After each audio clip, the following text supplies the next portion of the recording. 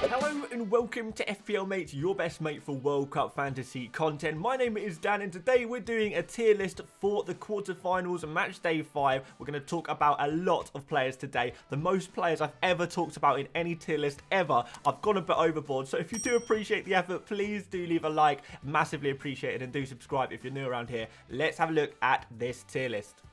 So I've made sure we've included at least a couple of players from every single team left in the competition. We're going to go team by team and then look at some goalkeepers going in the following categories: must-haves, great options, optionals, mess, and avoids. So let's start off with Brazil, a team that I think we're all very excited to see. The clear favourites going into this fixture, and probably the favourites as well to win the whole tournament. I think there's something like 33% to win the whole thing at the moment, which is just crazy, crazy odds considering we've still got 8 teams left. We're still in the quarterfinals. So let's start you off with Neymar, and I'm pretty sure I'm going to put him in a must-have. Now we know he's back available. Now we know that he's got a very strong fixture in this round, and I say very strong fixture, and I always say there is no such thing as strong fixtures. There's no such thing as easy games at this stage of the tournament, but you have to look at it as a scale. You have to take it within the context, and with the context of what we've got for the rest of this tournament, Croatia are going to be one of the weakest teams in the tournament, and I know there's a few Croatians out here who really seem to think you guys are going to win the whole World Cup.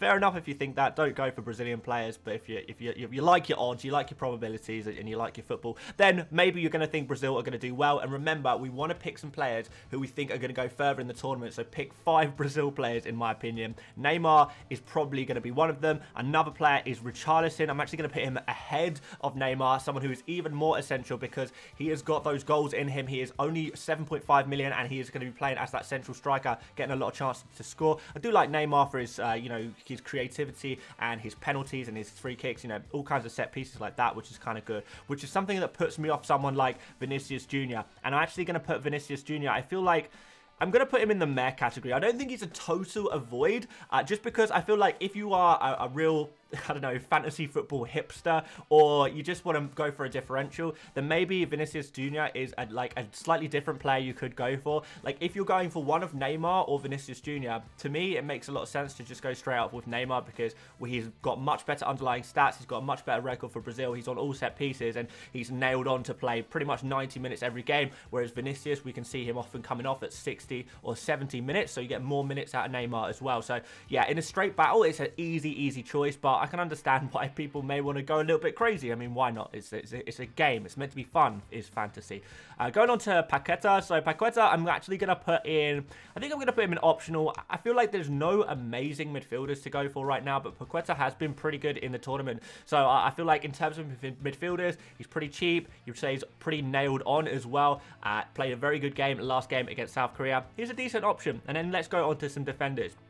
I'm going to start you off with Marquinhos, who I think is a great option at this moment. He's nailed on. He's going to be playing very, very well. We know how much we love the Brazil defense. Again, if we're looking for teams likely to get a clean sheet, and there's not really many teams likely to get a clean sheet at this stage of the tournament, you would say that Brazil, strong defense against a team that maybe does not create an insane amount of chances. There is a good chance of a clean sheet there. And finally, I'm going to put Danilo in. I think I'm going to put him, for now, I'm going to put him in the meh category. But we do have Brazil as the first game, so we're going to be able to react quite quickly as to who is playing as the fullbacks. I'm not 100% sure if Danilo is going to play or not. We do know that Alex Telles is injured, but Alexandro could play on the left-hand side and Danilo on the right, or we could say Sandro on the left and then Militao on the right. We could also see Militao on the left and Danilo on the right. It's very difficult to say which are going to be the fullbacks, so I would not be going for any of them right now, but certainly when we get more information about the fullbacks at Brazil, then I would probably at that point maybe see if we want to go for one. But certainly I would probably just go for whoever's cheapest out of the fullbacks who play in the next match, to be honest, because the fullbacks and defenders in general don't typically offer as much as they're not like super attacking wing backs like we see in other teams. That's not really Brazil's kind of vibe. Let's go for some Croatia players. So first of all, I'm going to put Sosa in optional, not because I think he's a good pick, but because he is the cheapest defender remaining in the game, and he is going to hopefully have overcome from his illness that he had in the previous game. If you just want to get a really cheap player in here so you can spend the rest of your money on other players, then Sosa is going to be a really good option for you just to get that cheap player in, plays in the first game, and then if it doesn't go well, you're probably not expecting it to go well, but he's super cheap. You could just put him on your bench after that, so that's absolutely fine. So he's good for that purpose. Perisic, on the other hand, I think I'm going to put straight up in a void. And again, I know the vocal Croatians. I know you're here because I see you in the comment section every video. You're gonna be screaming at me. But I do have to say that Brazil, because they are such heavy favourites, it seems like having Perisic on your team is a transfer out waiting to happen. But also at the same time, Brazil have just been so good defensively that I do feel like, you know, there's a small chance of Croatia scoring in that game. Of course there is, but is that going to come from Perisic? Is it going to come from Modric? Is it going to come from Kramaric? Is it going to come from, you know, elsewhere, somewhere else? We don't know exactly, so it's very difficult to call who the goal scorers are going to be in that game. So Perisic, he's pretty much an avoid. Like, yeah, I think I'm happy to put him there. I know some people are probably going to disagree with that, but yeah, I'm not looking at him for this following match day. I'm not going to lie. So let's put Messi in next. I think he is going to go in. Can I put him in the must-have category? Like, can he be the third forward who is a must-have?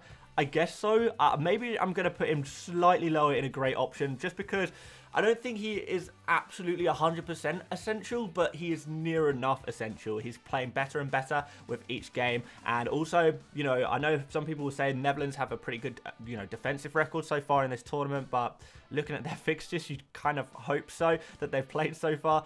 No, certainly I would say that going forward, I feel like there is opportunities for Argentina to score a goal or two against the Netherlands. So not exactly sure how that game's going to go. That's a pretty difficult game to call, to be honest. So I wouldn't go too heavy on Argentina or Netherlands, but if anyone is going to break through that Netherlands defense, it is going to be Messi, really, isn't it? So I do think he is a very good option. That's just going to be about your preference. Do you think that Argentina are going to do well against Netherlands or not? I think they are, so I will probably rate Messi quite highly, but other of you may feel slightly differently. Alvarez, I do think he's a good option, but I just feel like it's so difficult to find a place for him at this stage in the tournament, and I feel like we're probably going to actually want to go for some, you know, like forwards that we know are playing for a team that have the potential to score a lot of goals.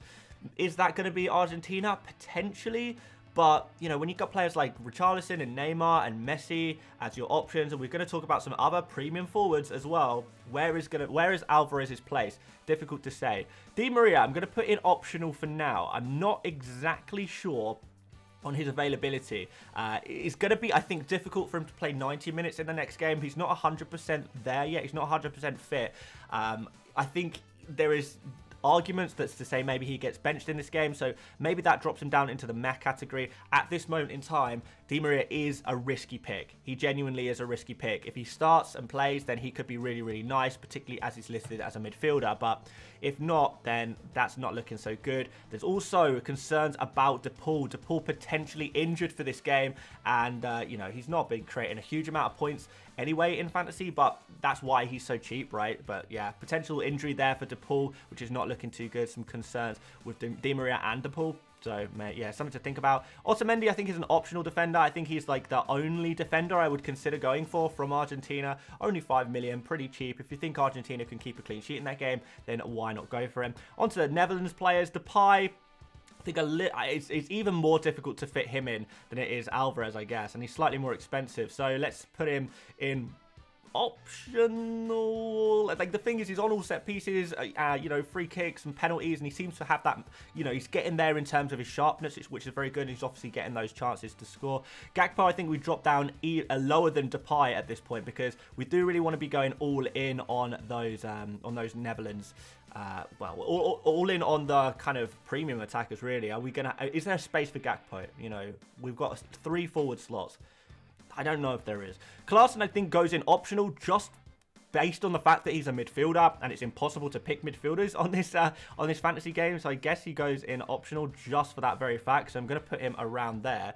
Denzel Dumfries, I kind of like in a way. I feel like he is, you know, when we're at this stage of the tournament, like I say, clean sheets are going to be hard to find. So maybe we want to go for those kind of attacking fullbacks, and that's exactly what Dumfries is. So I guess we put him in a great option. I do think there is going to be opportunity for Netherlands to score against Argentina. I can't really see too many, any clean sheets really in that game at all, but yeah, 6 million, kind of expensive. I'm going to put Daily Blind right next to him there as well. If you want to go a little bit cheaper on Daily Blind, then that's absolutely fine. I'm going to put Cristiano Ronaldo in the avoid category, I know, but I can't see too many goals in the game between Portugal and Morocco. Morocco like to keep it very, very tight. They've been defending very, very well with their kind of bank, their 4-4-2 bank, like deep kind of defense that has been working so well. Ronaldo probably not even nailed on at this point, which is unfortunate because, you know, huge player, huge tournament for him, potentially final World Cup, probably final World Cup. But yeah, I just don't think this is the one. Again, there's so many other great forward options. Ronaldo playing against a tough defense who are just going to defend all game, and he is going to be, you know, potentially rotated, potentially taken off early. Ramos, I know you guys are going to be thinking, oh, well, the Ramos is going to be playing, right?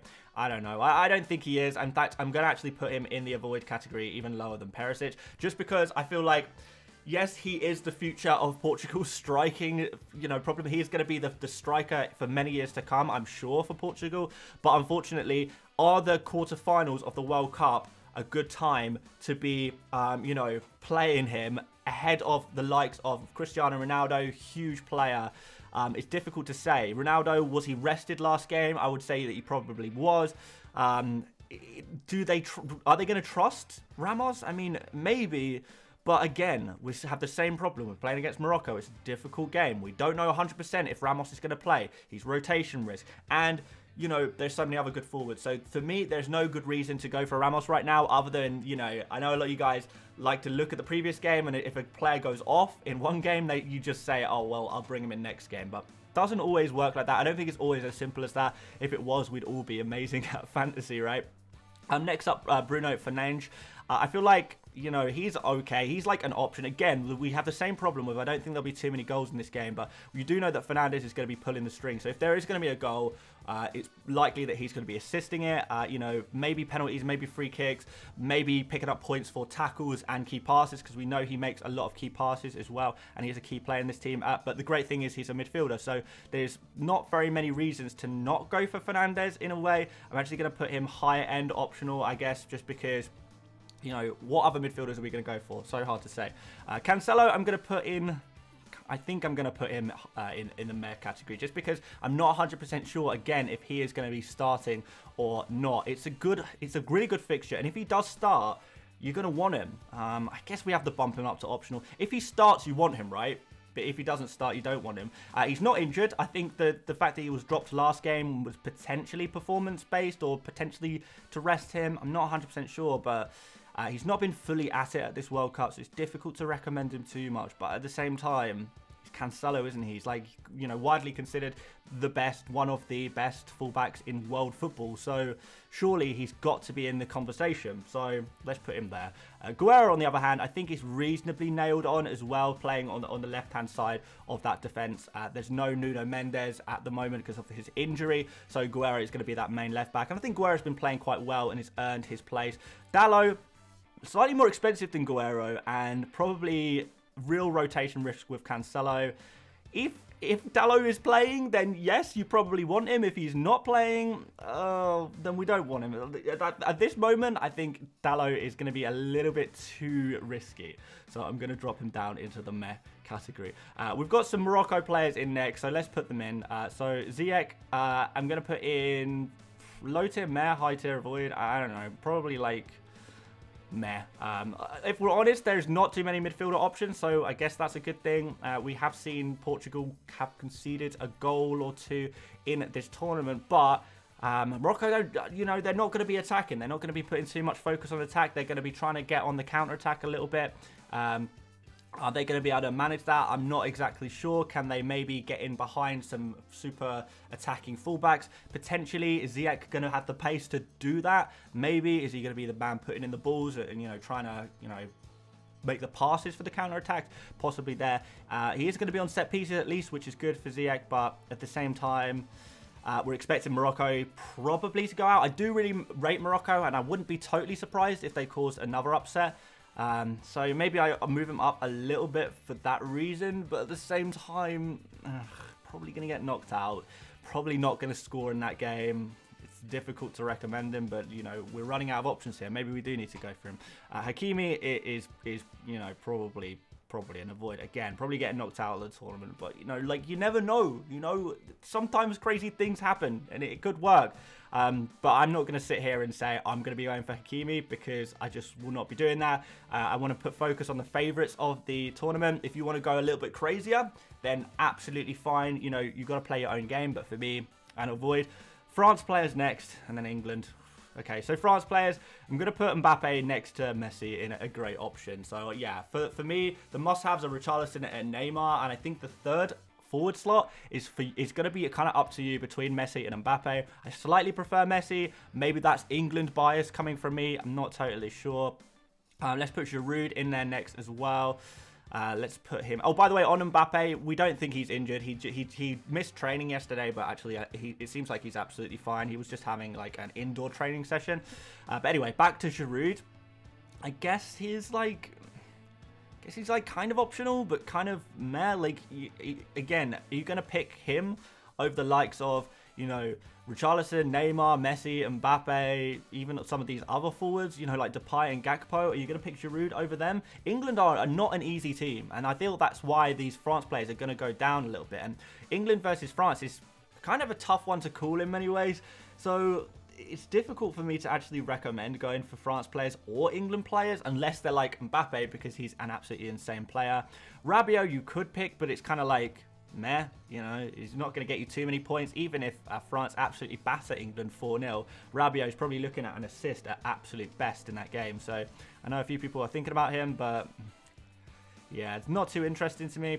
Theo Hernandez, if France can keep a clean sheet against England, then that's obviously going to be very good. I would not say that's definitely going to happen. Theo Hernandez does offer some attacking ability there as well, which is something that we do like. I think Theo Hernandez is an option, so I'm going to put him in the optional category around here, but again, very difficult to pick not just midfielders but defenders as well in this round, because who knows who's gonna keep a clean sheet. Yes, you can say Brazil likely clean sheet, Portugal likely clean sheet. Outside of that, we just want defenders who are attackers, and that's why we've got the likes of Dumfries and Blint fairly high as well. So yeah, let's move on to England next. Harry Kane has to go in the meh category. His job is not to score goals in this team really, and France is just such a horrible hard fixture. Are you going to pick Kane over the likes of even Vinicius Jr.?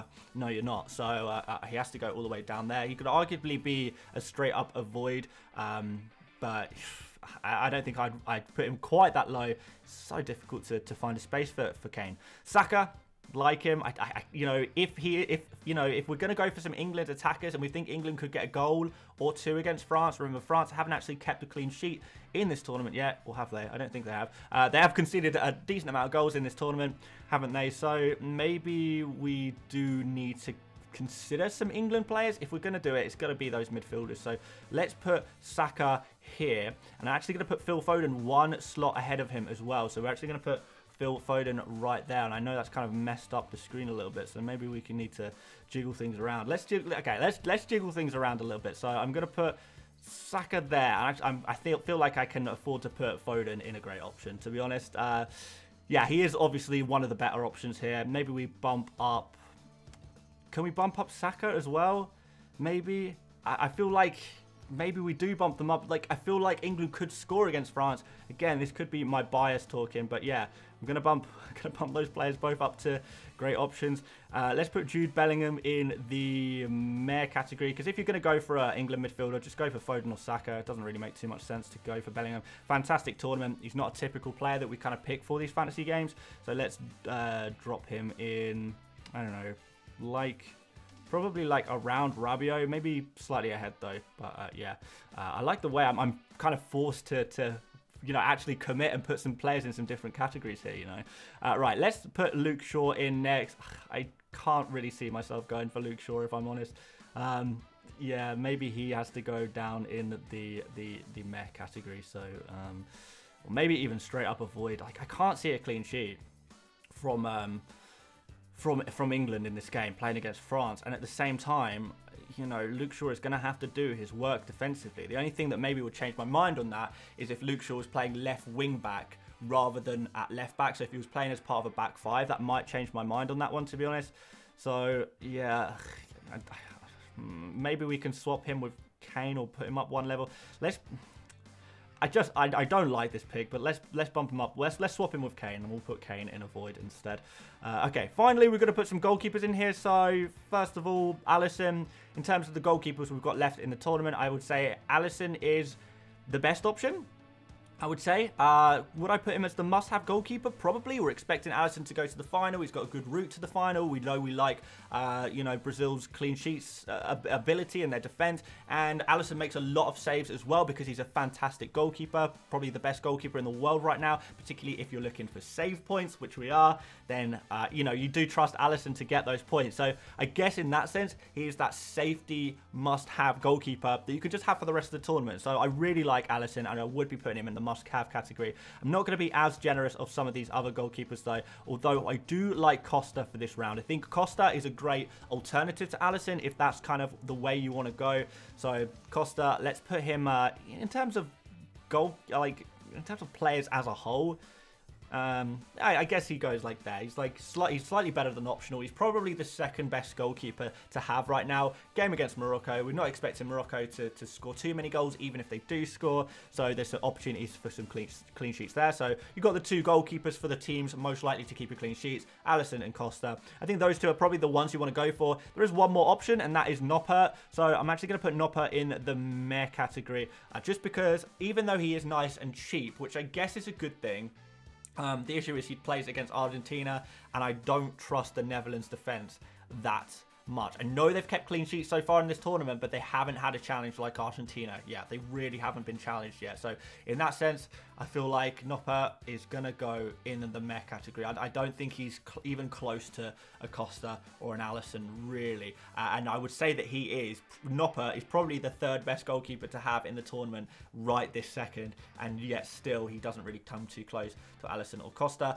The only thing I like about Noppert is that maybe you would consider going for him if you just wanted that slightly cheaper goalkeeper. So if you wanted a cheaper goalkeeper that has a chance of going further in the tournament, you know, you spent the big money on Alisson, you don't want to spend big bucks on the second goalkeeper, I would say, you know, you could just spend 0.5 extra on Costa. But if you have that much trust in Alisson, then maybe, you know, you can just go for Noppert or someone even cheaper. So there you go. That's going to be the tier list, guys. What do you think? What do you think? I feel like I've actually kind of nailed this one. I know there's going to be some people disagreeing, particularly, and it will always be on the underdog teams. There'll always be people saying, I think England are going to do really well against France.